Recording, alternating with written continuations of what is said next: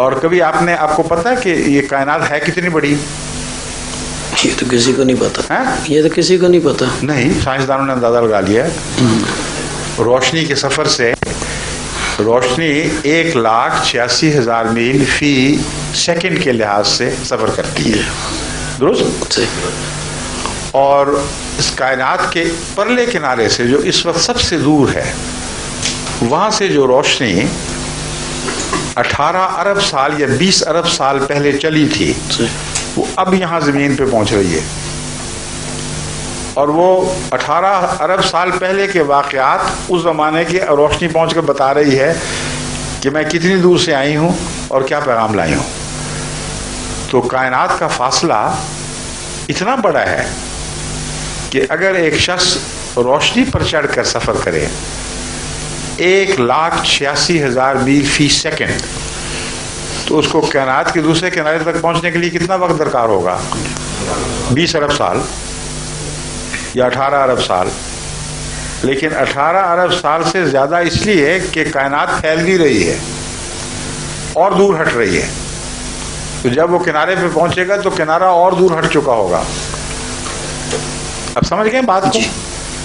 اب آپ کو پتہ ہے کہ حضرت عیسیٰ علیہ السلام کے متعلق مولوی کیا کہتے ہیں کہ کس آسمان پر اٹھائے گئے؟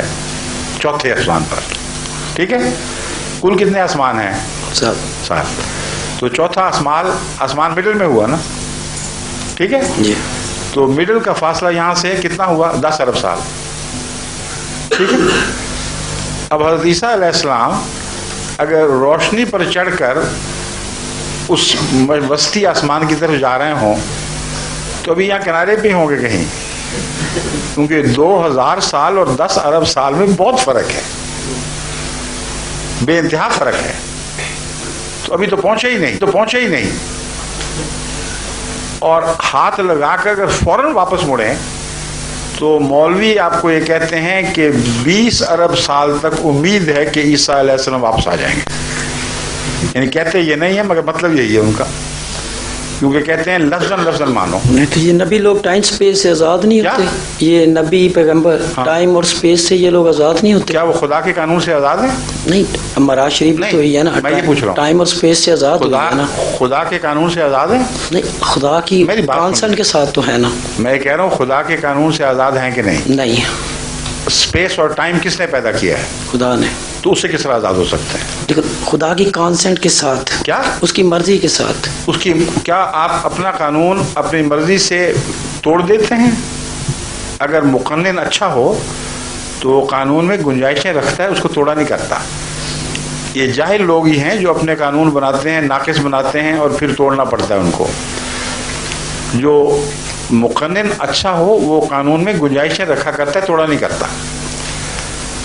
اللہ تعالیٰ کو اپنے قانون بنا کر توڑنے کی ضرورت کیا تھی، جبکہ قرآن خود کہتا ہے کہ میرے قوانین جو ہیں زمین و آسمان پر حاوی، ان میں ایک ذرہ بھی رکھنا نہیں ہے. کبھی پڑھی نہیں آپ نے یہ؟ اللہ تعالیٰ فرماتا ہے اتنا بھی رکھنا نہیں ہے کہ اگر تم نظر کو دوڑاؤ اور ڈھونڈو کہ شاید کہیں کوئی لوپ ہول باقی رہ گیا ہو تو تمہاری نظر تھکی ہوئی واپس لوٹ آئے گی. پھر دوڑاؤ اور پھر ڈھونڈو کہ کوئی رکھنا ہے کہ نہیں. ناکام نامراد تھکی ہوئی نظر تمہاری لوٹ آئے گی مگر کہیں کوئی رکھنا نہیں پائے گی. تو جس خدا کا یہ دعویٰ ہے کہ میرا قانون اتنا کامل ہے، وہ توڑے گا کیوں؟ نعوذ باللہ من ذالک، وہ خود جاہل ہے.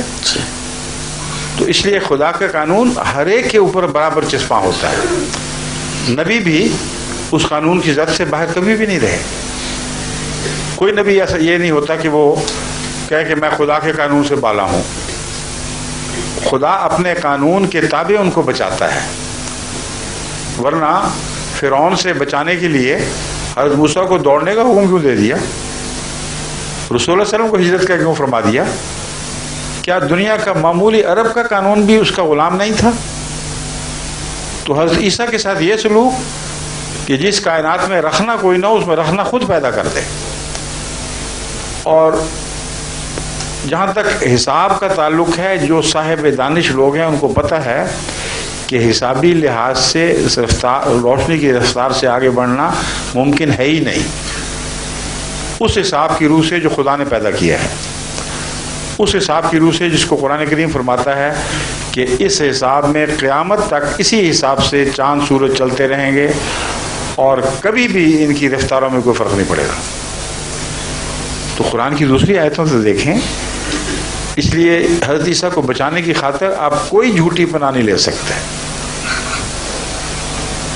اگر بچانے کی خاطر خدا نے یہ کام کیا کہ قانون توڑ دیے تو یہود سے وہاں کیوں نہ بچا لیا؟ 1000 گز اونچا اٹھا لیتا، یہود نے پہنچ جانا تھا 1000 گز تک، چوتھے آسمان پہ ضرور پہنچا کے رکھنا تھا۔ سارے قانون تہس نہس، سب نبیوں سے الگ سلوک۔ عقل کی باتیں کریں، خدا کا خوف کریں۔ قرآن کریم نے جو نقشہ کھینچا ہے اللہ تعالیٰ کی قدرت کاملہ اور حکمت کا، صرف عیسیٰ کو بچانے کی خاطر آپ اس کو توڑیں گے اور یہ بھی نہیں سوچتے کہ وہ آ کے کرے گا کیا۔ وہی عیسیٰ آئے گا نا جو پرانا تھا۔ اگر مولوی ماں کی بات آپ مانتے ہیں تو وہ کیا تھا، کس کی طرف رسول تھا؟ بنی اسرائیل کی طرف جی یا اسلام کی طرف؟ بنی اسرائیل۔ قرآن نازل ہوا تھا اس پر؟ نہیں۔ اچھا اب بتائیں، وہ اسپیس میں بیٹھا ہوا ہے نا ابھی تک؟ رسول اللہ علیہ وسلم کو آئے ہوئے کتنا عرصہ ہو گیا ہے؟ 1400 سال۔ حضرت عیسیٰ اوپر غیر مسلم نبی کے طور پر بیٹھے ہوئے ہیں یا مسلم نبی کے طور پر؟ یہ تو کرسچنز کا اپنا کانسیپٹ ہے، مسلمز کا اپنا ہے۔ وہ مسلمان تو نہیں نا پھر؟ نہیں۔ تو غیر مسلم نبی یہاں آ کے کرے گا کیا؟ جبکہ قرآن کہے گا رسول الی بنی اسرائیل، اور وہ جو رسول کے ظاہر ہونے کے باوجود اپنا دین نہ بدلے اس کی غلامی کریں گے آپ؟ عقل سے بات کریں۔ قرآن تو کہتا ہے ہم نے اس کو تورات کے تابع کیا، انجیل کے تابع کیا، قرآن کا ذکر بھی نہیں فرماتا کہ قرآن کے تابع کیا۔ تو آپ کو انجیل ہی پڑھائے گا نا آ کے، یا تورات کی تعلیم دے گا؟ تو وہ خود مسلمان ہو گئے، آپ کو عیسائی بنا دے گا آ کے۔ تھوڑا سا غور کریں، عقل دوڑائیں کہ یہ ہو کیسے سکتا ہے؟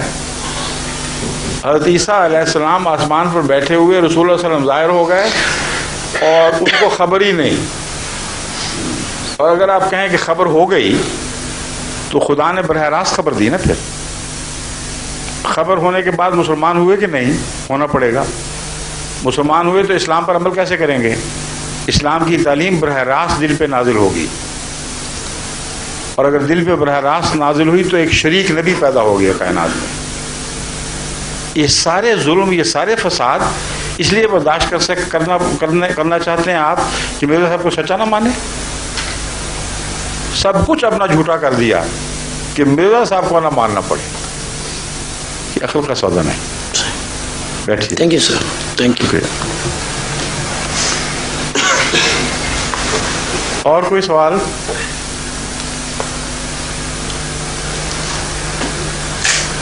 کیوں جی؟ آج تو بڑی جلدی سوال ختم ہو گئے ہم۔ شکریہ آپ کا، کچھ دیر آپ نے لگا دی یہاں۔ کچھ پروفیشنل سوال کرنے والے تھے، وہ کہاں غائب ہیں؟ آ رہے ہیں؟ یہ تو